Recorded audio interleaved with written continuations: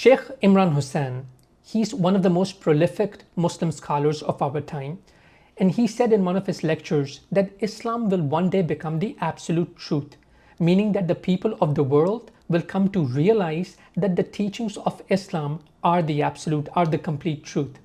But what does that mean?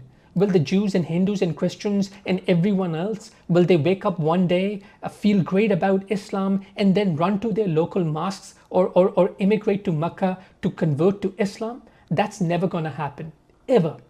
The only way, and I want you to write this down in your diaries, in your brains, on your phones, that the only way Islam will become the complete truth is when Muslims are able to demonstrate that the teachings of Islam can be backed up with science, with critical analysis, and with experimentation. So let me give you one example. Many Muslims, most of them will tell you that the reason they don't drink alcohol is because it is forbidden in their religion, and doing so, and God will burn them in hell if they were to do so. The fear of hellfire does not work anymore.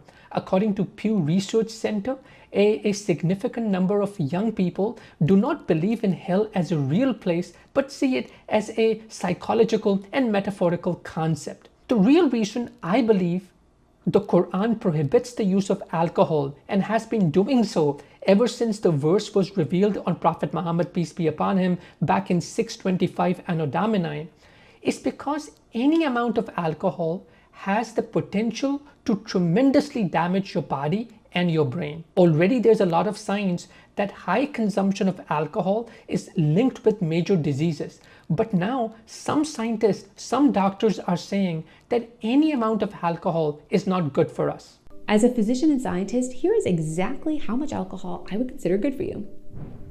None. Decades ago, studies suggested that a glass or two of red wine a day might be good for your heart health. But today, many experts consider those studies to be flawed.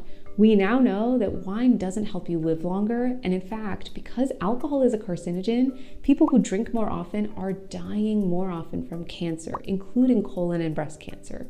The other issue is that even small amounts of alcohol now may damage your brain down the line. A study of over 500,000 people published last year found that even light drinking was linked to an increased risk of dementia years later. So that's the reason Islam prohibits the use of alcohol. Not to protect you from hellfire, but to protect your bodies and your brain so that you can concentrate on the life of your dreams, live a happy life, instead of dealing with the diseases and the social consequences that alcohol creates.